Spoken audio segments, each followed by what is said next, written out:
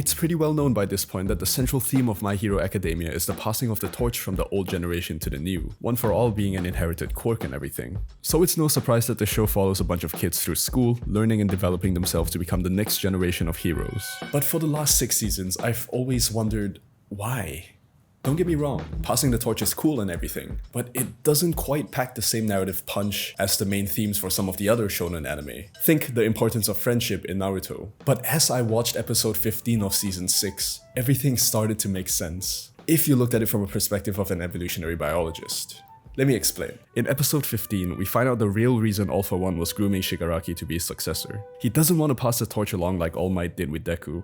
All For One literally wants to take over Shigaraki's body to prolong his own life, like Orochimaru with Sasuke. And there we have it! After 6 seasons, the missing second half of the theme has been revealed. My Hero Academia isn't about passing the torch from one generation to the next.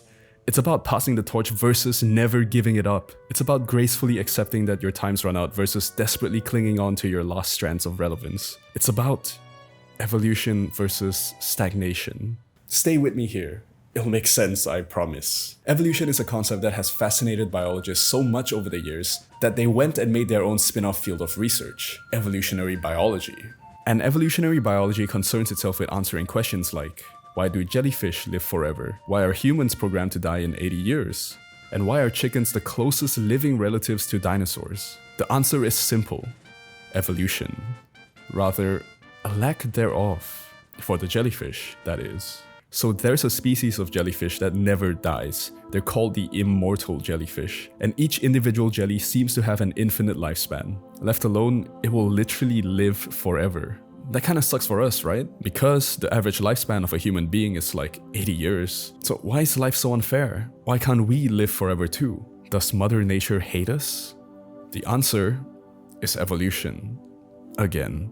You see, the jellyfish and human beings evolved from the same common ancestor about 500 million years ago, roughly speaking. And in that time, we went from this to this, all while the jellies stayed mostly the same. Evolution hit us like puberty hit Josh Peck. We became unimaginably more advanced as a species compared to the jellies in the same 500 million year period. But the price we had to pay for all that was our short lifespans.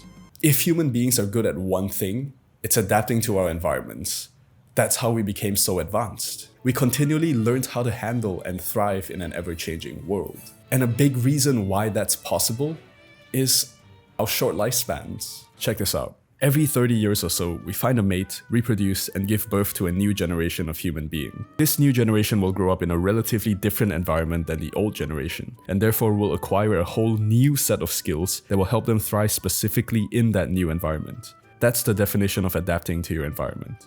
Think about it like this. Can your grandmother use the internet? And if your grandmother is like most people's grandmother, then the answer is, yeah, kinda. But not anywhere close to the same extent you can. And that's because your grandmother grew up in a pretty different environment, one before the internet. So the skills that she acquired growing up was radically different from the one you have today. Her skills are less suited for today's world. And the play for human beings when confronted with this kind of situation is to bring a new generation of humans into the world, have them adapt to it, build a more relevant skill set, and let the old generation die off. That way, we as a species can continue to thrive and maintain relevance in an ever-changing world. And that's exactly what All Might is doing with Deku. But it's the opposite of what All For One is doing with Shigaraki. All Might brings Deku into the world and has him become the new symbol of peace, while All For One is trying to prolong his own life possessing Shigaraki's body. One is passing the torch while the other is trying to hold it forever. What's the problem with this? Well, very much like the jellyfish, if you never die, then you don't evolve. And if you don't evolve, then you'll pretty much stay the same forever. And if you stay the same forever, the changing world surrounding you will eventually eat you up. Just ask the kakapo, a flightless bird that's on the brink of extinction because they can't evolve fast enough to avoid being wiped out by jungle cats. But human beings aren't dumb birds, right? We can still evolve. Grandma can still learn to use the internet. True, but it'll take a lot longer than if a young person with a fresh mind tried to do it. As we age, it becomes harder and harder for us to learn new skills. That's why you can't teach an old dog new tricks. It's not impossible, but it becomes slower and much more expensive. If you wanted to update a computer, would it be easier to remove each individual outdated program one by one? Or go for a fresh start and wipe the whole thing clean? Surely it's the latter. So what I suspect will happen if All For One successfully manages to take over Shigaraki's body is that while he will get a new body and unimaginable power, his antiquated mind will eventually become too slow to adapt to the changing environment, which will eventually lead to his downfall, just like the natural extinction of any species. Thanks for listening to me ramble. If you like this video, drop a like and I'll make more. Oh, and then subscribe so you don't miss when I release them.